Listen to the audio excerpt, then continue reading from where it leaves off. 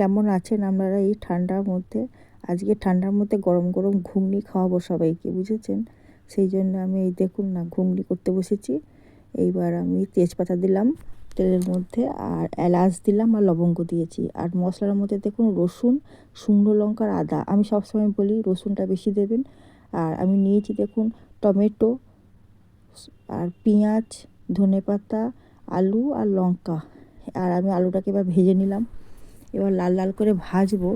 ভাজার যতক্ষণ না লাল লাল হবে ততক্ষণ ভেজে যাবো আমি আলুটাকে। হ্যাঁ, আর আস্তে আস্তে ভাজবেন, তাড়াহুড়োর কোনো কারণ নেই, কেননা তাহলে কিন্তু পুড়ে যাবে। আর এবার আমি পেঁয়াজগুলোও দিয়ে দিলাম। পেঁয়াজের ভিতরে দেখছেন একটা ধনেপাতা কীরকম বদমাইশ করে লুকিয়েছিল। হ্যাঁ, ঠিক যেই দিয়েছে ধনেপাতাটা বেরিয়ে পড়েছে। ওর তো কাজ পড়ে, ওর তো এখন এন্ট্রি নেওয়ার দরকার ছিল না, কিন্তু নেবে। আর কি করব, এবার ফেলে দিলাম তুলে। এবার আমি এই কাঁচা লঙ্কাটা টমেটোটা দিয়ে ভেজে নিচ্ছি ভালো করে। আর এদিকে আমি রসুনটাও পেস্ট করতে দিয়ে দিলাম, আর আদাটা।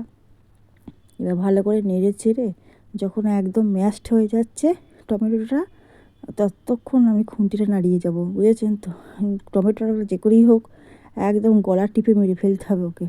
হ্যাঁ, দাঁড়িয়ে থাকলেই বিপদ, ওকে একদম শুইয়ে দিতে হবে ভালো করে।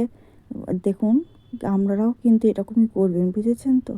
আর যদি সেটা না হয়, মনে যত রাগ আছে সব এই টমেটোর উপর দিতে থাকবেন খুন্তিটা দিয়ে, তাহলেই দেখবেন ও এমনিই মরে যাবে। হ্যাঁ, এমনি তো নরম। আর এবার আমি আদা, রসুন আর শুকনো লঙ্কার যে পেস্টটা করেছিলাম সেইটা দিয়ে দিলাম। এবার সেইটাকে একটু জল দিয়ে দিলাম। হ্যাঁ, আর শীতের মধ্যে জল দেওয়া, হ্যাঁ, ও আমাকে গালাগালি দিচ্ছে, বুঝেছেন তো? এই একটু নুন দিয়ে দিলাম। আপনারা যদি বলেন লবণ, তা লবণ দিয়ে দিলাম। কিন্তু আপনারা কিন্তু লবণটা আর লঙ্কা গুঁড়োটা আমাদের মতো দেবেন না, তাহলে কিন্তু পরের দিন খুব কষ্ট পাবেন, বুঝেছেন তো? আমরা একটু বেশিই খাই। হলুদটা একই দেবেন, কেননা হলুদ তো বেশি খাওয়া যায় না, সে সবাই একই রকমই খাই আমরা হলুদটা। এবার ওটাকে ভালো করে নাড়তে হবে। নেড়ে নেড়ে যতক্ষণ না ওর তেল বেরোচ্ছে ততক্ষণ ওকে এই খুন্তি দিয়ে ঠিক এইভাবে নাড়তে থাকবেন। আবার বসে যাবেন না কিন্তু, তাহলে আবার তলায় লেগে যাবে। হ্যাঁ, তাহলে সব রান্নাটাই নষ্ট হয়ে যাবে। আমরা যেমন ছুটে ছুটে ঘাম বার করি শরীর দিয়ে, ঠিক তেমনই একে খুন্তি দিয়ে নাড়িয়ে নাড়িয়ে ওকে তেল বার করতে হবে, বুঝেছেন? যত তেল আছে ওর সব যেন বেরিয়ে যায়, তবে ভালো করে কষা হবে, বুঝেছেন? হ্যাঁ, আমি তো এরকম নাড়তেই থাকছি। হ্যাঁ, আপনারা ভাবছেন বাবা আর কতক্ষণ নাড়বে ভদ্রমহিলা। হ্যাঁ, কিন্তু কী করবো বলুন, ওর তো তেলই বেরোচ্ছে না। হ্যাঁ, এ আর ঠান্ডায় সবাই জমে গেছে, এও জমে যাচ্ছে মনে হচ্ছে, জানেন? এইবার মনে হচ্ছে একটু অল্প অল্প তেল বেরোচ্ছে, বুঝেছেন? এইবার এদিকে আমি দেখিনি এই কাবলি ছোলাগুলো আবার তারা আবার সিদ্ধ হয়েছে কি না। হ্যাঁ, না না, দেখছি সিদ্ধ হয়ে গেছে, বুঝেছেন? হ্যাঁ, একটা টিপলেই বোঝা যাবে। হাতটা শীতে নাড়াতে পারছি না যেন, আর থমকে দাঁড়িয়ে গেছে। এবার এদিকে দেখুন, যেই ওটা দেখতে গেছে এদিকে যেমন লাগবো লাগবো ভাব হয়ে গেছে তলায়। আবার ভালো করে নেড়ে দিলাম। হ্যাঁ, এবার নাড়ার পর চারিদিকটা কিন্তু ভালো করে নিয়ে করে নেবে, খুন্তি দিয়ে চেঁচে নেবে, নাহলে পরে ওগুলো লেগে যাবে, বুঝেছেন? এইবার আমি ওই যে মটরগুলো আছে সেগুলো একটু দিয়ে দেবো। হ্যাঁ, আর তেলটা মনে হচ্ছে ভালোই বেরিয়েছে। আপনারা কি বুঝতে পারছেন দূর থেকে?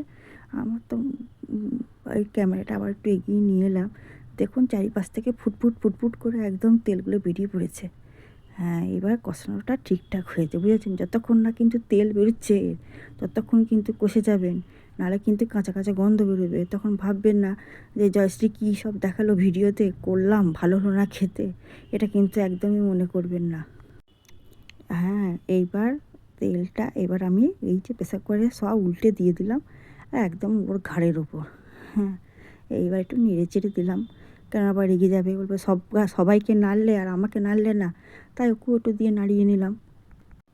এইবার আমি ওর গায়েও জল ঢেলে দেবো। আর ঠান্ডায় এও গালাগালি দেবে, বুঝেছেন তো? ওই যে ঠান্ডায় মানুষ তো নয়, মানুষ হলে পরে যেমন মুখের ওপর বলে দেয়, এরা তো মনে মনে গালাগালি দেবে, বুঝেছেন তো? এবার একটু জল দিয়ে দিলাম, নিয়ে যতটা পারবো দিয়ে দিই জল। হ্যাঁ, লোকের গায়েতে দিতে পারবো না, তোদের গায়েতেই দিই জল।